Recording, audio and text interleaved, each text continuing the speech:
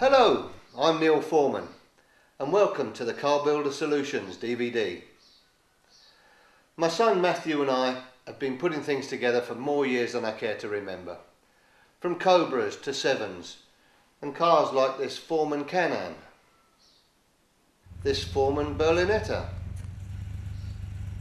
this Covin 911 and even this prize-winning modified Focus RS.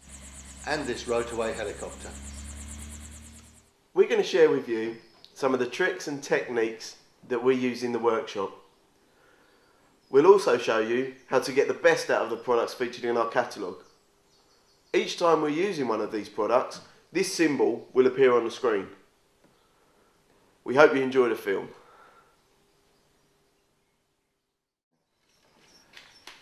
To make a good job of building your car, it's important to be able to measure things accurately, and there are a few tools that will help you do just that. A tape measure, a 6-inch steel rule with imperial and metric markings, a large square,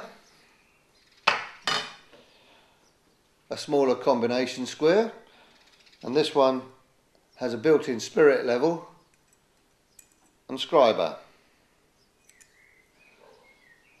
and an accurate centre punch for marking holes. But the most important piece of measuring equipment you can buy is a measuring caliper, like this vernier one here. When I was an apprentice, one of these cost a week's wages. And this is its modern equivalent, the digital caliper. This has an easy to read display that you can change from imperial to metric at the press of a button. This caliper can measure accurately to 1/1000th of an inch or 0.01 of a millimetre. This caliper has 4 measuring functions, and we're going to demonstrate those to you using a pulley. The outside jaws are used for measuring the width of a component. The inside jaws can be used to measure the bore of a component, like the hole through this pulley.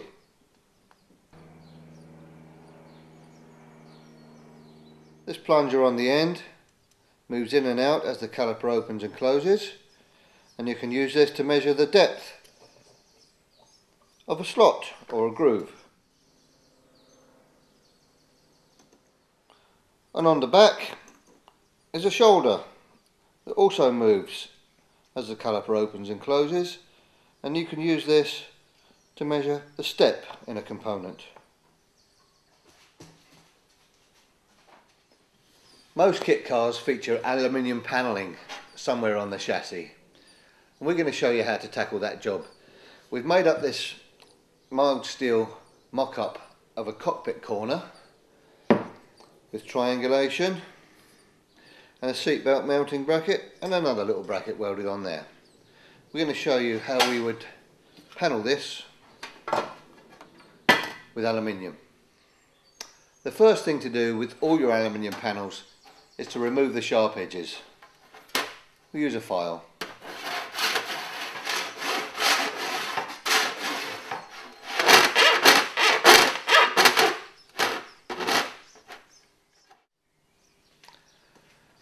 This panel is going to be fixed permanently to the chassis, and we're going to make this one removable. You can see here that the return on the aluminium panel doesn't sit square and flat against this tube because of the weld in the corner. So the first thing we're going to do is notch out both of the corners to move the panel flush in the angle. So we mark it at the edge of the tube on both sides. There are several ways to cut aluminium panels. You can use a hacksaw, or you can use snips. These are called gilbows, and what we've got here is a left hand and a right hand gilbow. You can see the difference. One is designed for cutting left hand circles and one right hand circles, but they're very useful for cutting corners. You always need to lay the top blade flat on the work and lift the bottom blade up to it on the waste side, and do the same with this one. If you keep the blade flat on the good side and raise the waste side up, you can nip the corner out without distorting the panel. Just a quick tip, if you've got a vise, it makes sense to make a couple of soft jaws for it. 2 pieces of scrap aluminium, just fold it over,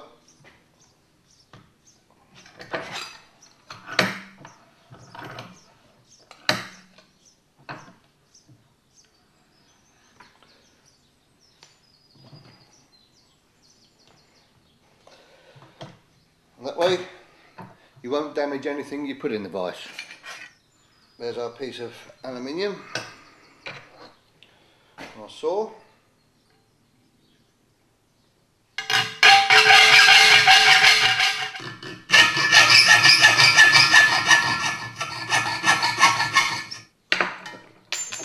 And square it off with a file.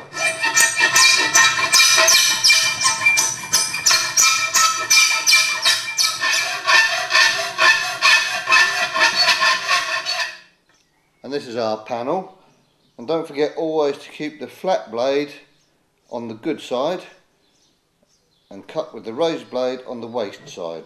Here we go.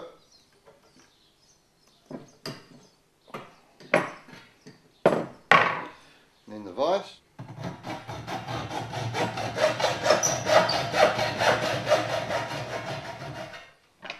And again, clean up with a file. Okay, here you can see the panel has been cut away in the corner. It's sitting flat on this tube, clearance for the weld, and it's also sitting flush with the vertical tube, so that when we mount the next panel on, it will sit flat. This is going to be the fixed panel, and we're going to be riveting and bonding this to the top and the bottom rails. First thing we do is stick a bit of masking tape along the edge so that we don't scratch it when we're drilling and marking it. We can then work out the spacing of the rivets either using a tape measure or with another little trick. This is a length of dressmaker's elastic, which you can buy in any haberdashery store or pinch it from the wife's underwear drawer.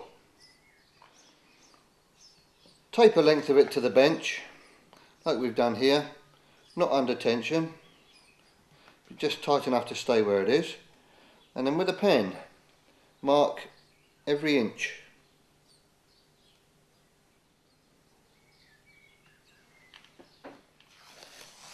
You then have a stretchy tape measure.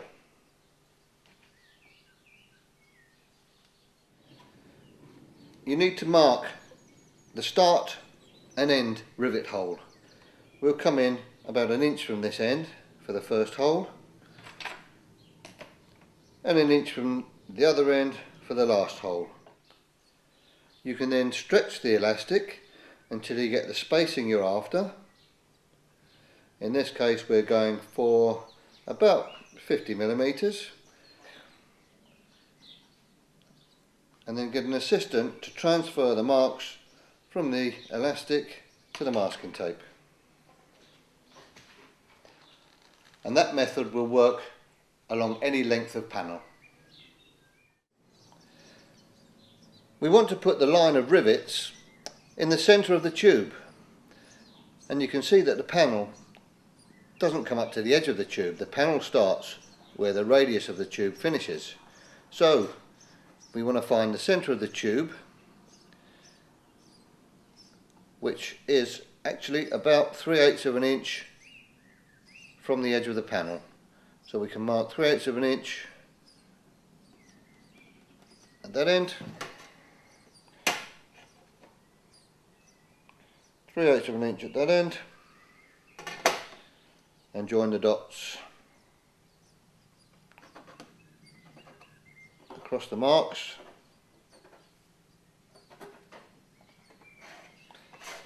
Which gives us all our hole centres. Here's another little trick that you can use to mark the hole centres using your digital caliper. You can set your distance away from the edge of the panel on the readout. We'll call it 10 millimeters. Lock it with this little screw, and then you can run the caliper down the edge of the panel,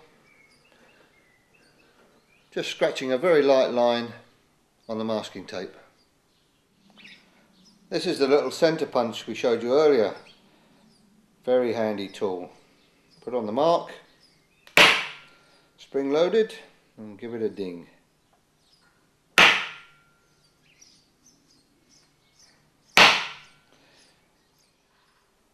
Right, we're ready to drill the holes for riveting the panel to the frame. First thing to do is to clamp the panel to the frame. We've got a couple of little G clamps, and we've wrapped some masking tape around the bottom so we don't scratch the paint.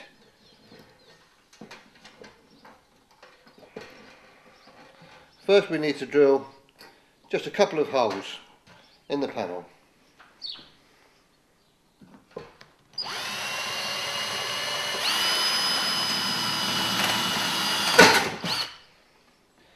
Battery drill is fine for this, but make sure it's a decent one with a speed over 1000 RPM.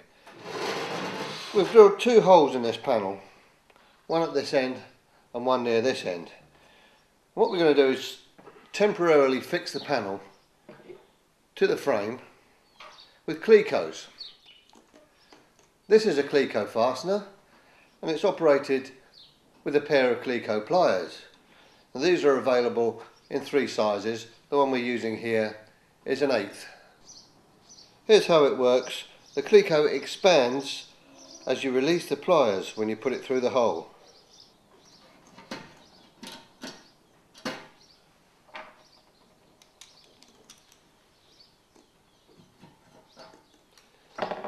We can now remove the clamps.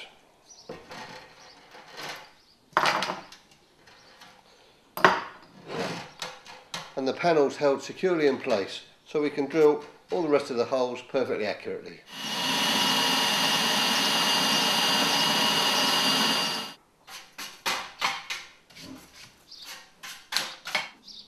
Once you've drilled all the holes, you can then remove the clecos, take off the panel and deburr all the holes in the panel and the frame.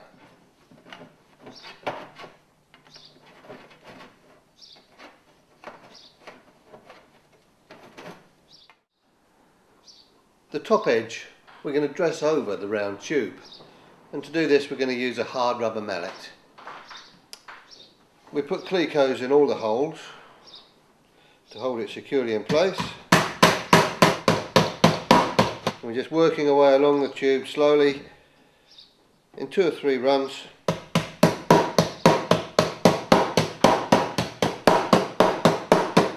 to get the aluminium to form neatly around the round tube.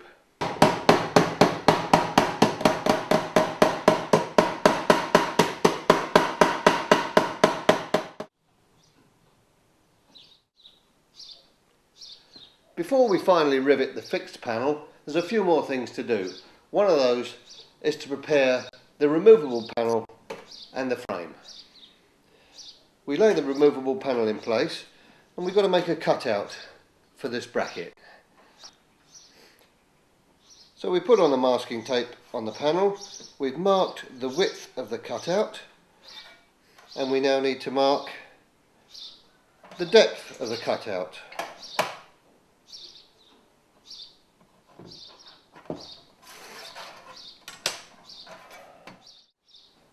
There are many ways to cut a piece from a sheet of aluminium like this.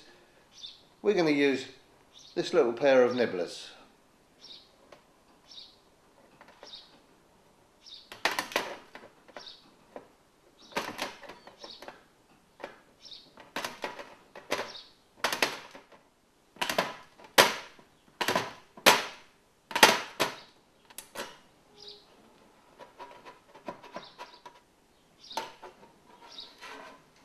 Very neat. Matthew's going to show you a few other ways. This is a scroll nibbler. We're going to use it to cut the corner from this aluminium panel. You need to keep constant forward pressure and squeeze the jaws gently.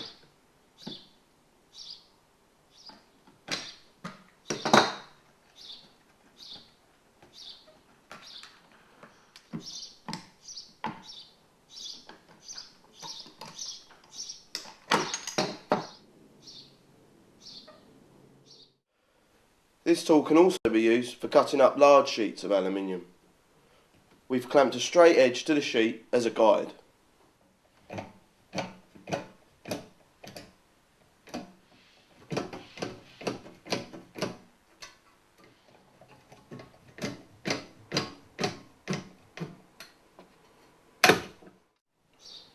These are aviation snips. We're going to use them to cut the corner from this aluminium panel. One blade flat against the good side of the job.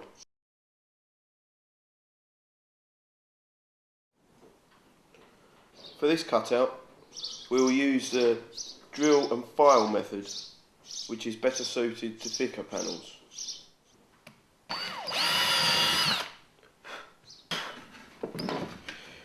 You need to drill a series of holes around the edge of your cutout as close together as possible. You can then link up the holes with a hacksaw.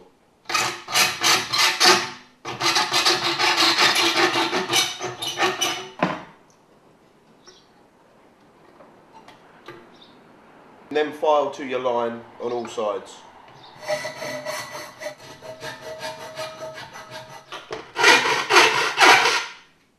You should then deburr all sharp edges.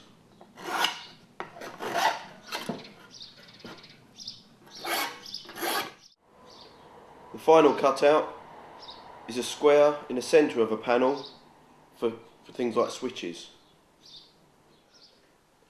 We're going to start by making a hole in the centre with a stepped hole cutter. These are available in both metric and imperial, either singly or in sets. Step drills are the easiest way to cut a neat, clean hole in any sheet material. Although you can use a step cutter in a hand drill, we've chosen to use a pillar drill. You can buy a 5-speed pillar drill like this one for less than 50 quid in your local DIY store or over the internet. It's by far the easiest way to drill a number of holes and get them perfectly accurate.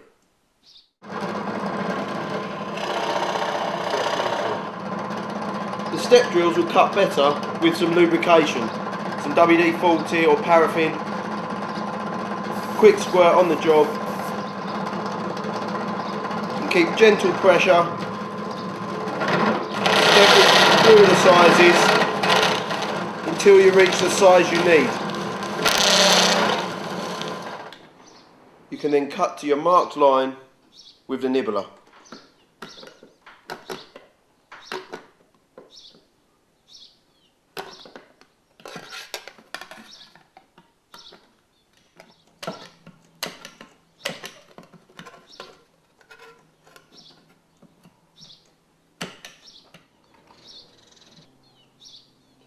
You can then tidy your hole and deburr with a file. There we go, no marks, no scratches, no distortion. Before we carry on panelling our frame, I'd like to talk a little bit about making holes. If you're building a car, then you're going to be making a lot of holes, and it's often very important to get the size accurate. The most common tool for making a hole is a twist drill, and you can buy twist drills in sets like these.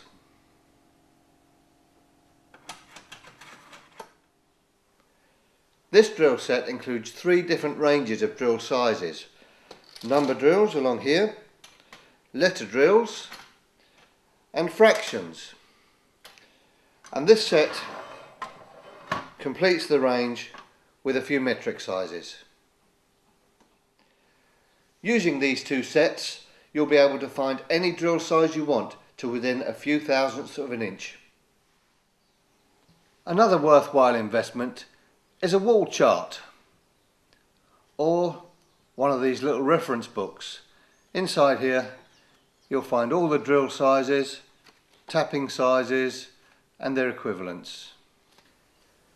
You've probably noticed that we mix and match imperial and metric measurements in this film. I was trained at the time when the metric system was introduced into this country, so I tend to think in both. But it doesn't really matter. Use whichever one is comfortable for you. For cutting larger holes in aluminium or GRP, you can use a hole saw like this one. It comes from a set which ranges between 19mm and 127mm. The saw mounts on an arbor which not only drills your pilot hole but keeps the saw central all the time you're cutting.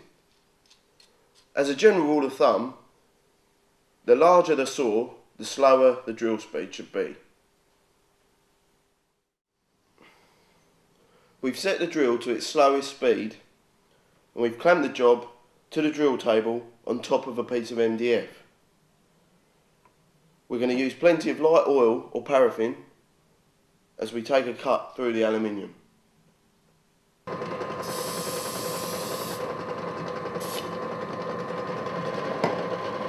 We're going to cut about halfway through the panel and then turn it over and finish the cut from the other side.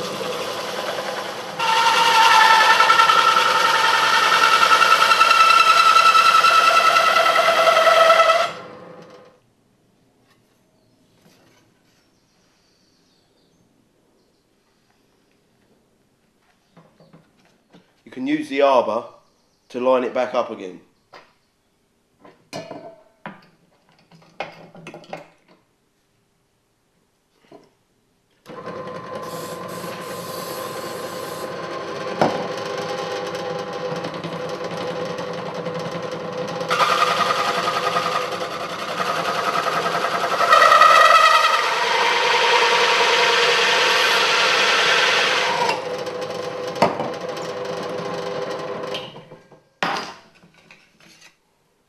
There we go, a pretty clean hole there that you can deburr with a file.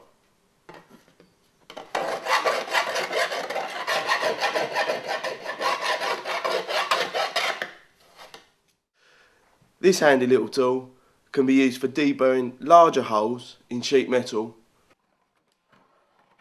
or removing the burrs from the end of tubing.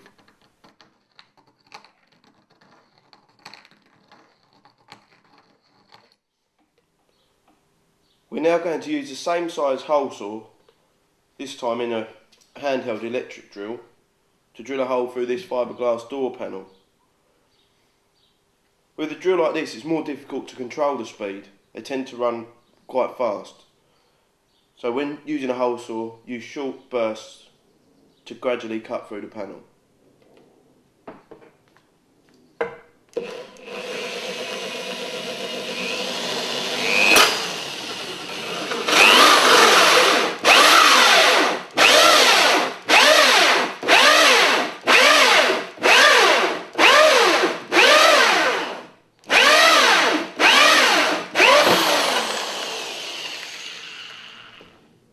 There we go, nice clean hole. We're now going to show you how to make an irregular cutout in the glass fibre panel using this, a power file. It has an abrasive belt around a long nose, which you can use the end for plunging through panels or the flat side for dressing the edges. We've taped the vacuum cleaner nozzle to the bench to extract the dust.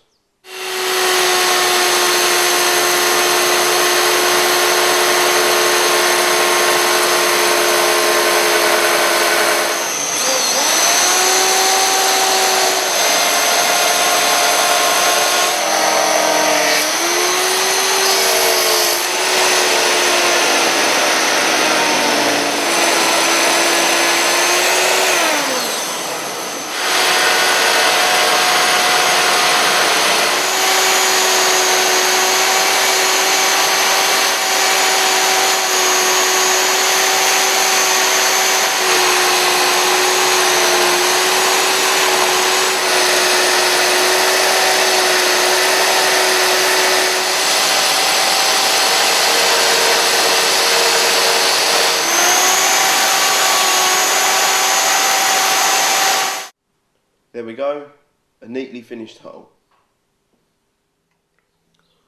This is a power punch set. You can use it for punching clean, accurate holes in sheet metal. Up to 1.5mm steel or 3mm aluminium. It comes with 7 different sizes of punch and die, ranging up to about 7mm. Here's how it works. There's an adjustable depth stop on the side of the tool to help you get consistent spacing from the edge of your panel. You can see how easy it is to punch a line of holes along the edge of this panel.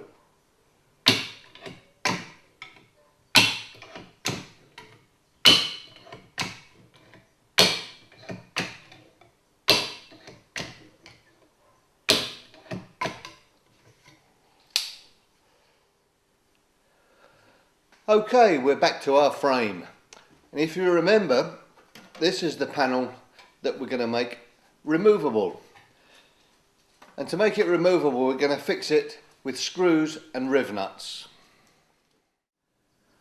Riv nuts are threaded inserts that are put through a hole in a panel or a tube and then squeezed in a similar way to a pop rivet.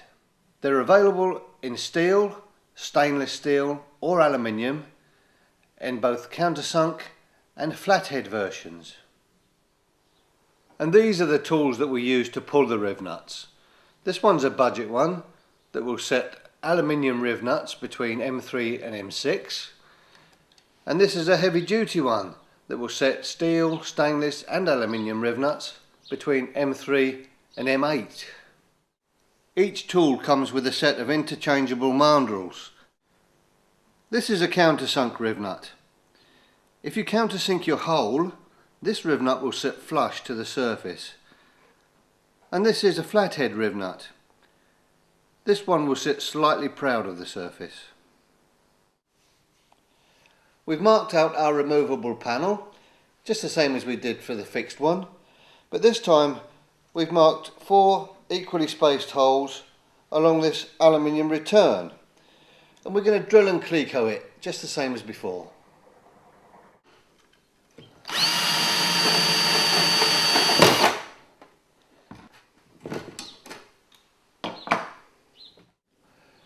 We've drilled all the pilot holes in the panel and the frame, And because this is not a structural panel, we've chosen to use M4 size screws to fix it together.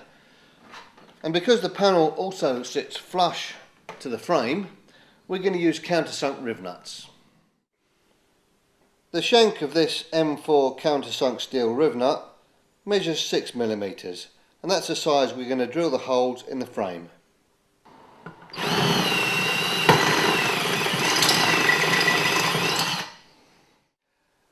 We now need to countersink the holes in the frame to accept the countersunk riv nut. And to do that, we're going to use this solid carbide countersink bit. This will last for ages and it will cut clean, accurate countersinks in aluminium, steel, stainless, perspex or fiberglass. A little drop of light oil on the countersink bit will help it cut cleanly.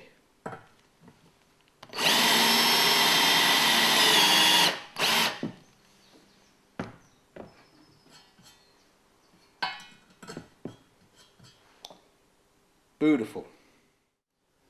To demonstrate how a riv nut works, we're going to put an M6 aluminium riv nut into the hole in this aluminium panel.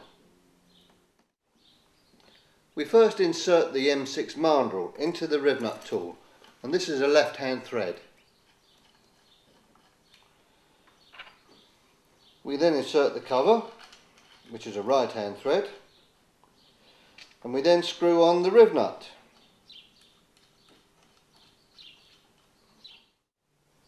We then put the riv nut through the hole and squeeze the tool.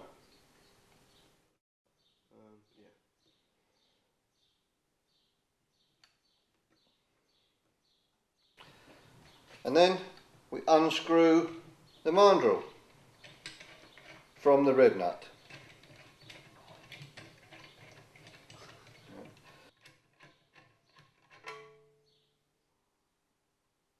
And there we are. Same thing again to install the countersunk riv nuts in the frame, but on this tool we put a 4mm washer on the mandrel first.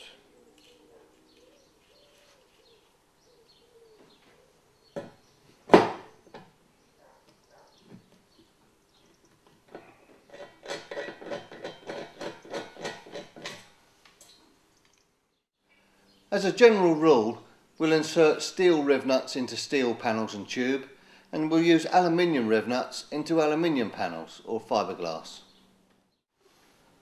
So here's an aluminium riv nut going into our fixed panel.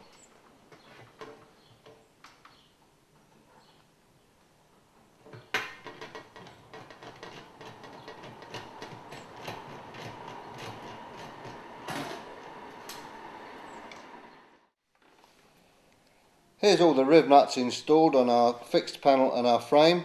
We now need to open up the holes in a removable panel for the 4mm screws.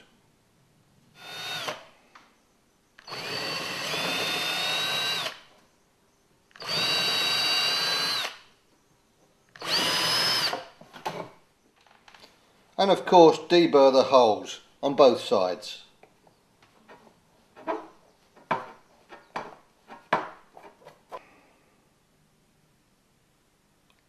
Before we finally bond and rivet our fixed panel, we've got a few more jobs to do. We're going to make a hole through the panel for the seatbelt mounting bolt. We're going to make a little hole for a grommet to pass through some wires. And we're going to make a removable cover for instance, access to a gearbox filler plug. While the clecos are still in place, we've marked the two larger holes with a magic marker, and we're just going to scribe through the chassis bracket onto the aluminium plate for the seatbelt mounting hole.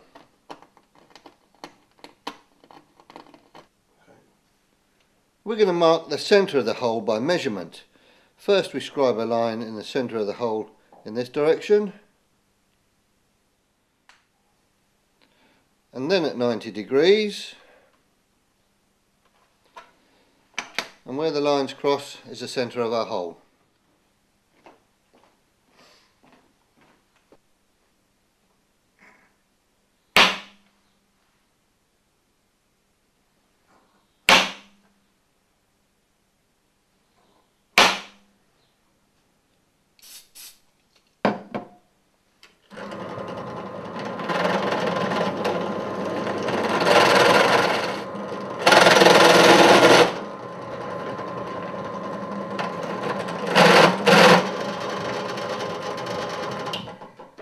That's the seatbelt hole. We're going to cut these other two holes using hole punches, and here we have a set of 5. Here's how they work. We first have to drill holes in the panel the same size as the bolt in the punch. In this 2-inch punch, the bolt is 12mm diameter, and the 1-inch punch is a 10mm bolt. 4, 6, 8, 10. The male part of the punch has 2 flats machined on it which you can hold in a vise. This is the female part of the punch with the bolt through it. We put the bolt through the panel and screw it into the punch. Carry on winding the bolt in with an Allen key.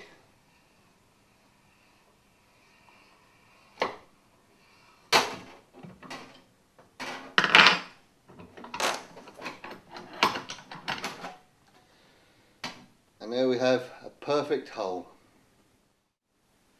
And the same with the smaller one.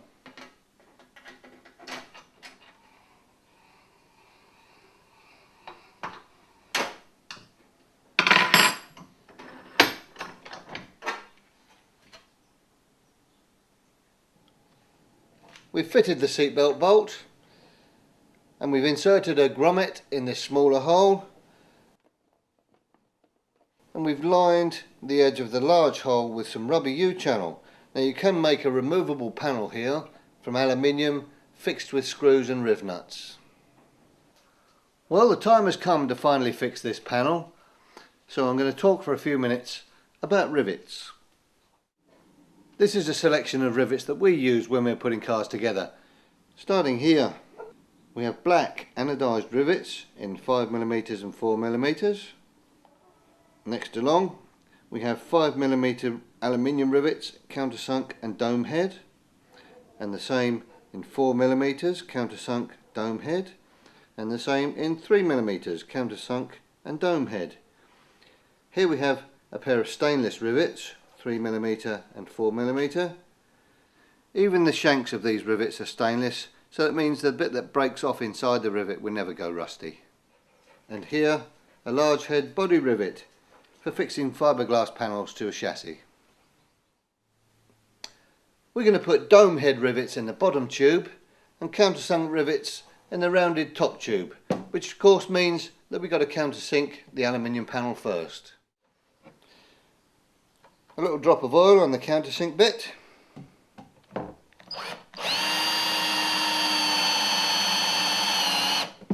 And countersink until the rivet sits flush. This is a cartridge of polyurethane adhesive sealant. It's a multi-purpose product which you can use for bonding pretty much anything to anything. In this instance, we're going to use it to bond and seal the aluminium panel to this chassis frame. We're going to apply a thin bead of sealant along each side of the rivets and around the ends of the line.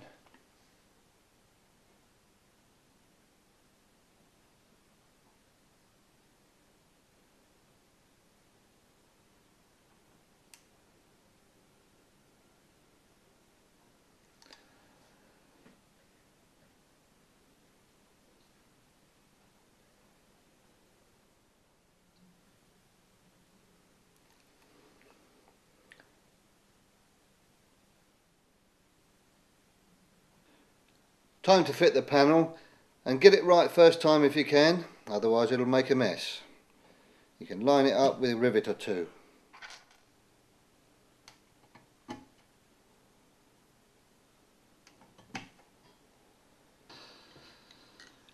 This is a standard hand riveter with 4 interchangeable nozzles for different size rivets, but this one has a swivelling head, which means you can get deep into inaccessible places.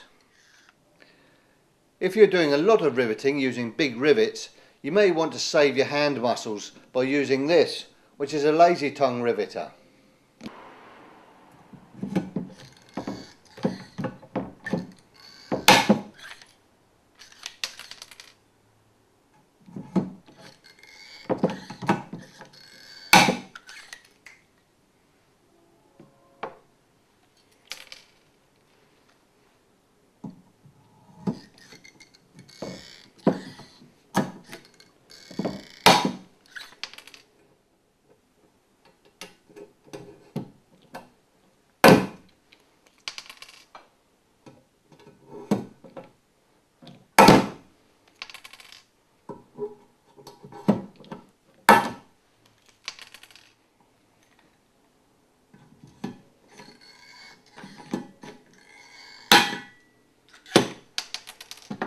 Voila! Okay, the time has come to choose the fixing screws for our removable panel. And here we have a selection of stainless ones. This is a regular hexagon head set screw. Here we have a cap head set screw with an Allen key hex drive. Here we have a countersunk set screw with again an Allen key drive. This is a button head screw with again a hex drive. And this is a small pan head with a podgy drive. If this is the inside cockpit panel of a car, we're not going to want to use the sharp edges of a hexagon bolt or the deep head of a cap head, and the panel itself is too thin to countersink for a countersunk bolt, so the best choice in this application is a small dome head. You'll recall that we installed M4 riv nuts in this frame, which makes it an easy job to install and remove this panel.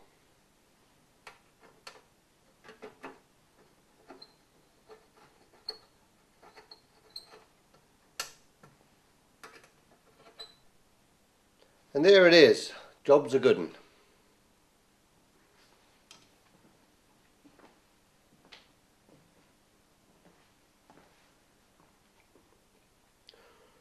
We're now going to do a short section on wiring. We're going to show you the tools, terminals and methods that we use in our workshop. To demonstrate these methods, we're going to make up a small loom to wire this light and this switch. Using the simple British Standard 7 colour code, we've made up this short loom and tagged the ends for easy identification. We have temporarily bound the loom with masking tape. We've got here black for earth, 3 greens which are ignition fed auxiliary feeds. You've got R there for reverse, S for stop lights and IR for indicator right, and the red is your tail light. This combination rear light has a bulb holder inside which has 5 1/4 inch spade terminals on. We're going to wire this up now. First, you feed your wires through the grommet in the back of your light. You then need to strip about 1/4 inch of the insulation from each wire.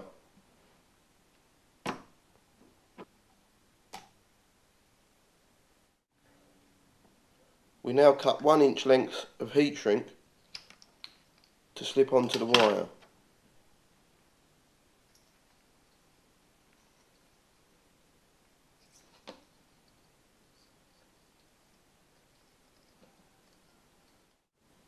Next, we twist and fold the copper strands.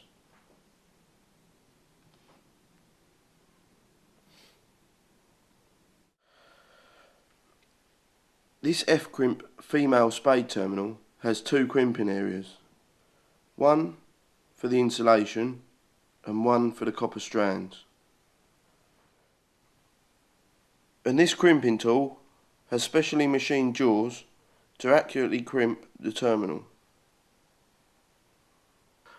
It also has a jig for holding the terminal in place whilst crimping. You insert the wire so the insulation is aligned with the first crimp and the copper aligned with the second. You then tightly squeeze the handles of the tool.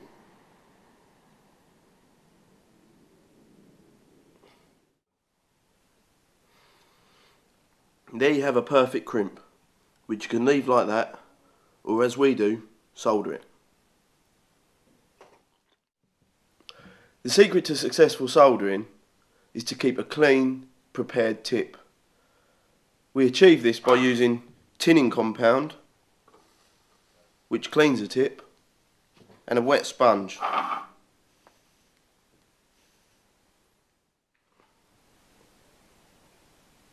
we've clamped a small crocodile clip in the vise as a third hand. This will help you when you're soldering. You first need to tin the iron. Hold the iron on the job until it gets hot, and then feed the solder into the job, not the iron. To activate the heat shrink, you can use a regular DIY paint stripping gun. Once your joint is cooled, slide the heat shrink to the end of the terminal and warm it with the gun.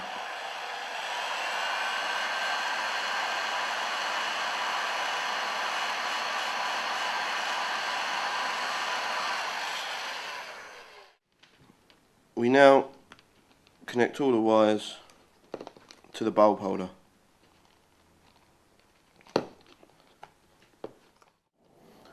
These are the components of a multi-pin plug and socket. We install these in any section of a wiring loom where we may want to remove a component at a later date. They're available in 2-pin, 3-pin, 4-pin, or what you see here, 6-pin. We have soldered the female terminals onto the end of our loom. This time we're going to slide the heat shrink to just before the spade section. Installing heat shrink to here reinforces the joint and also gives you a nice finish to whatever insulation you choose to use.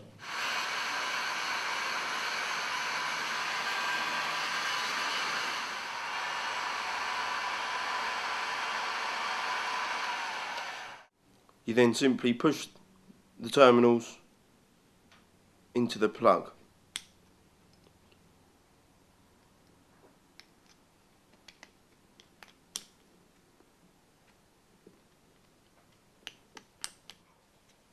All you need to do is make sure that the wires match on each side of the plug and socket.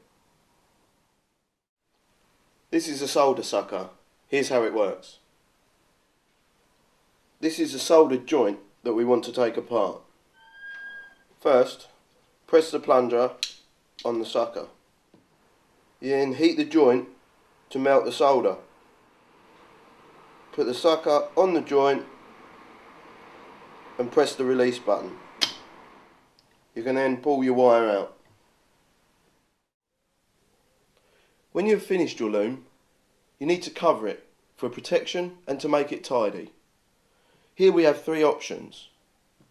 You've got split sleeving, convoluted plastic tube, which you slide over the cables. It's available in various different sizes.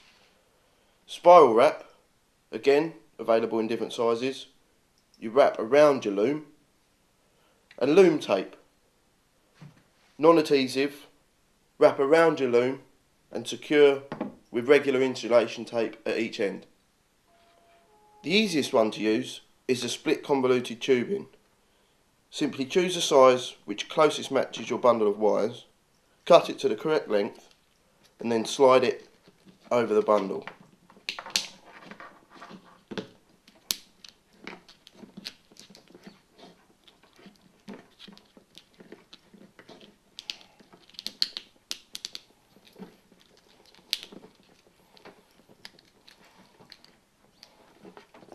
If you need to leave a wire out, like this red one, it's pretty simple to just slide it back down the split. You can then use a piece of insulation tape here and there to hold it in position. The second option, the spiral wrap, is slightly more difficult to use, but it does bind the cables more tightly. Work your way along the loom, wrapping it round until you get to the end.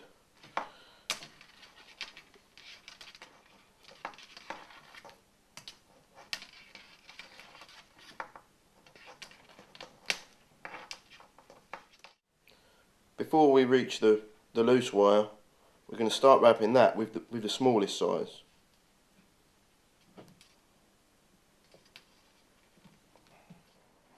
spiral wrap will even protect single wires. When you continue with the main part of the loom, you can overlap the loose wire by one just to hold it in place.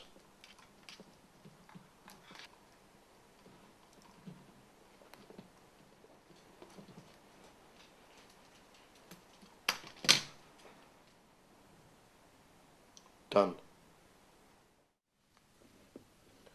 If you choose to use the third method, which is a loom tape, it's easiest to have an assistant or to clamp one end of the loom in the vise. Start by overlapping the tape one complete rotation and then work your way along the loom, wrapping it tightly,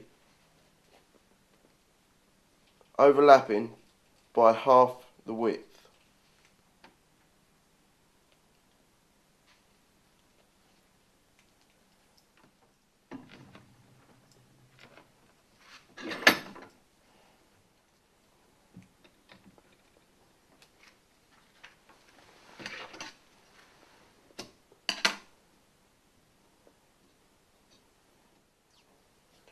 You then need to secure the end with a piece of insulation tape, just to finish it off.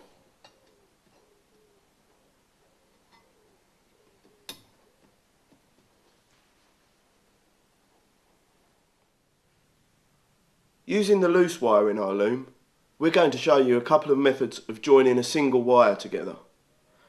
The first being a waterproof spade connection, and the second solder and heat shrink.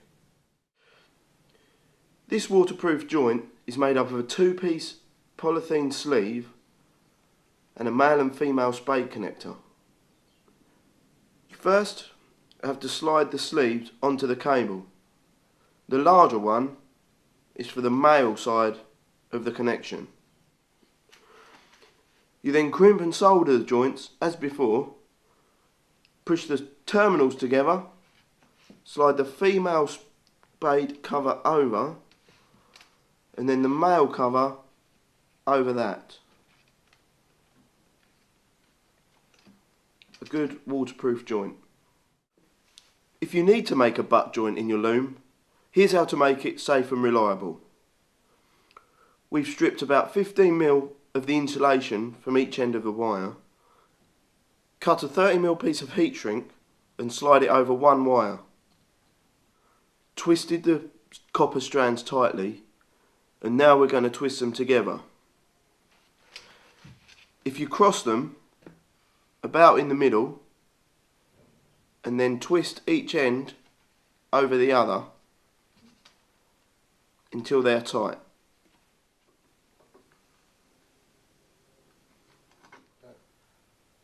Then solder the joint.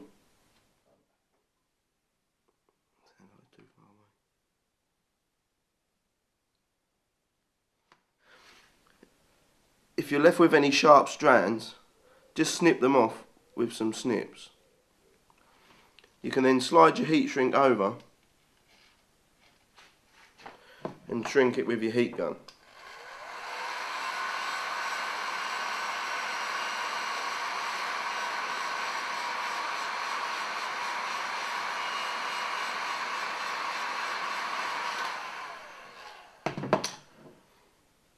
Another reliable waterproof joint. Now you've finished your loom, it's important that you secure it correctly. We're going to show you a few methods that we'd use on our cars. The first is P-clips. P-clips are available in a wide variety of material. From these budget black nylon ones up to these very nice stainless steel ones with a rubber lining. We're going to secure the loom with each type of P-clip and a 4mm stainless steel rivet.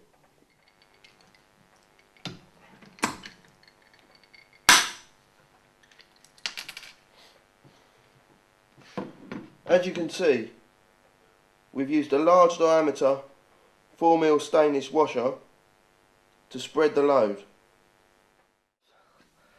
Another method of fixing the loom is with cable ties. These are available in many widths, lengths and colours, and here is just a small selection. This is a standard cable tie.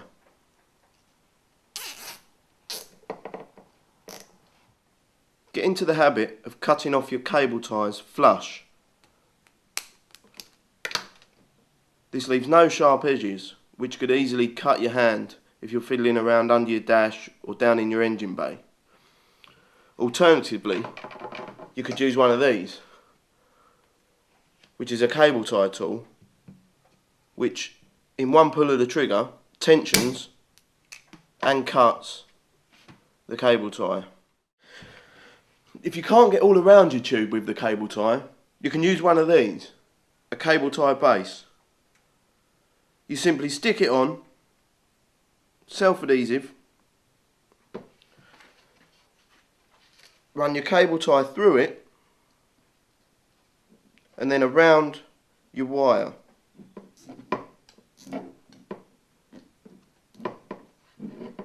And trim it off. For extra security, if you need to, there's a hole in the centre where you can rivet it on. There may be occasions where you need to raise your loom from your mounting surface.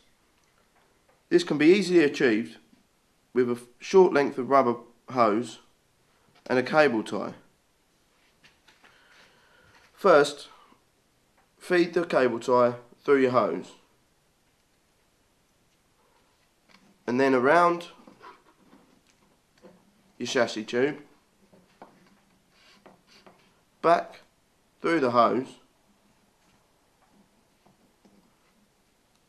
and then around your loom as normal. Pull the tie tight and there you have it.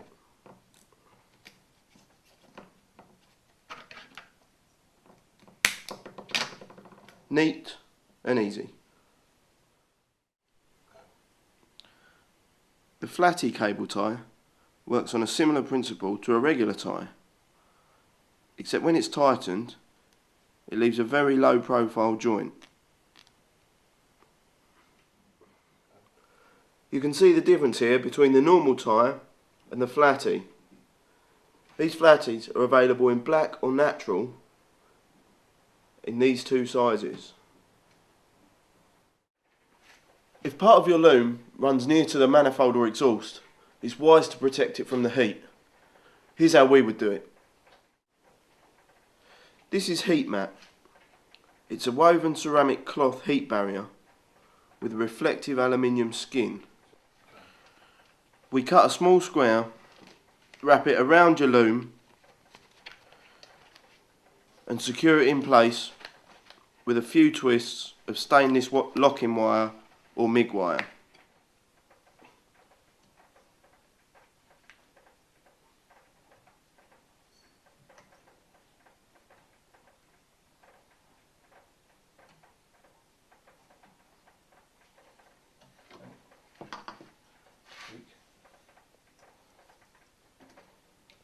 Snip the ends off and then fold over so you've got no exposed sharp edges.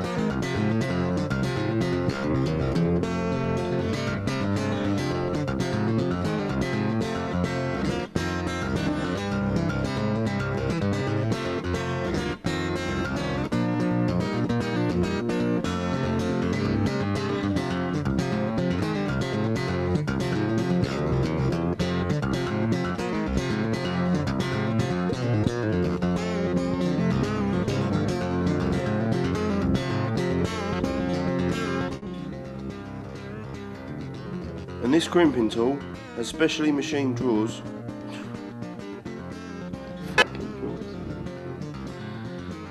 Using the basic British standard 7-colour code. If this is the inside cockpit panel of a car, we're not going to want to use a ball, really.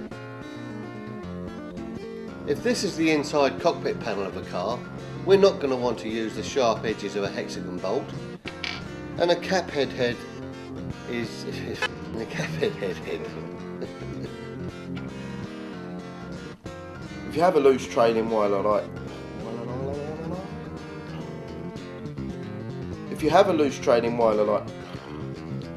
and then the mail cover over that.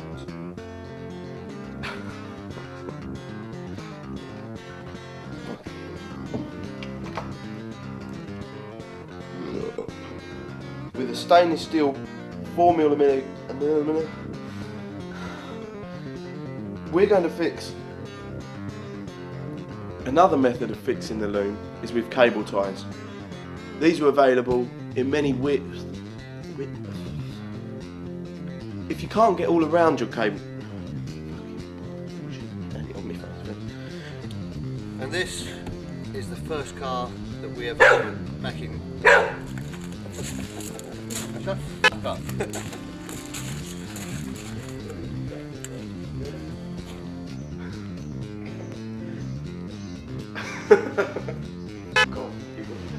We're going to share with you some of the tips